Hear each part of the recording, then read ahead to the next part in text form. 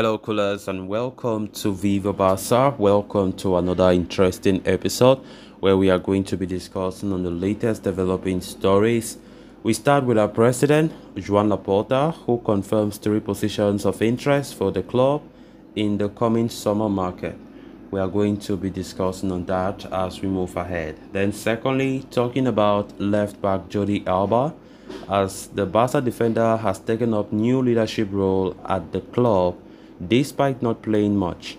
We're also going to be discussing about that. So guys, before we get right into the full stories, please do ensure to subscribe if you haven't. If you're just coming across the channel for the very first time, you are highly welcome. Consider liking the video and please watch right up to the very end. FC Barcelona are facing an uncertain year ahead of them. The club's inflated squad expenditure, coupled with La Liga's strict financial fair play regulations, have made it very difficult for the team to operate in the market. But amid uncertainties on whether or not Barcelona will be able to sign any players in the market this coming summer, the club president Laporta has offered a promising update in a recent media interaction. Laporta has suggested that Barcelona will enter the market for a new right back in the summer, but he has played down the possibility of signing a midfielder. He said, "We must sign a right back, while a centre back will depend on the market possibilities. A striker, surely yes, but it is likely that someone will have to leave. We have a great midfield and I don't see the need to sign someone there now," he said, as quoted by AS. So talking about defense that Laporta is talking about, Joan Foyth, Pavard, Ndika, Inigo Martinez are among. Barca have targeted Borussia Dortmund veteran Thomas Meunier, but it appears the Belgian is holding out for a move to AC Milan. Others such as Benjamin Pavard and Joan Foyth have also been linked with a move to the Camp Nou. Xavi clearly appears to want a defense-minded right back, complement Ousmane Dembele's full of offensive style on the right wing. Rafinha does seem to thrive better with an overlapping fullback, but he is second in the pecking order to the Frenchman.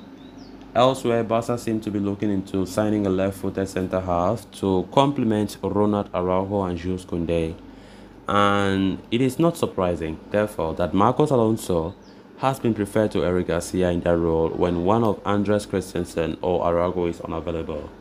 Since it is not a high priority position, Inigo Martinez and Evan Ndika seem to be high on their agenda.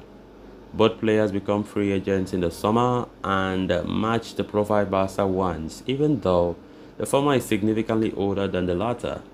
Barcelona are also open to a move for Manchester City star Aymeric Laporte, who wants to leave the English champions. Laporta and co. consider it an excellent market opportunity.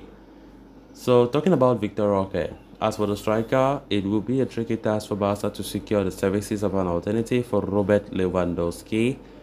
Pierre-Emerick Aubameyang could be an option, but it will depend heavily on whether or not the club are able to make space in the salary budget. But it seems Brazilian wonderkid Victor Roque is leading the race to become Barca's new next number 9. The striker has already admitted on record that he is ready to play for the club, and recent reports have suggested that the Catalans are advancing their pursuit to sign him. Laporta playing down the possibility of signing a new midfielder comes in the midst of speculations linking someone like Ilkay Gundogan to a move to Barcelona. The German international, whose current Manchester City contract expires at the end of the season, is in contention to join the Catalans on a free transfer this summer. So all these past few days, Laporta have been having interviews talking about the future transfer plans for Barcelona, and definitely it's clear what he wants. It's clear what the board, what everybody wants in the coaching staff. The positions are clear for us to go for, and definitely this is a kind of situation where we are not certain 100% if we are able to put our hands on those our desired targets. But it's just to keep fingers crossed, hoping that Laporta and his board can manage the situation that Barca are currently going through. The financial situation is totally shambolic, and all because of Javier Tebas, who does not want Barca to progress in anything. Laporta still have faith that Barca will go in for new signings in the summer, come rain, come sun. Let's see how it goes. La Liga keeps talking about how we need to at least get rid of 200 million euros from the wage bill before we can even dream of signing any new players. But when we look at the number of targets, definitely it is hard to see that Barca can go for all these desired targets with success in the summer, because La Liga will never leave it. So we just have to see how things go. But it's very important that we try to strengthen some of these positions, and these players are all quality players, no doubt about that. And knowing fully well that there is a high probability that our club will definitely go back for free agents.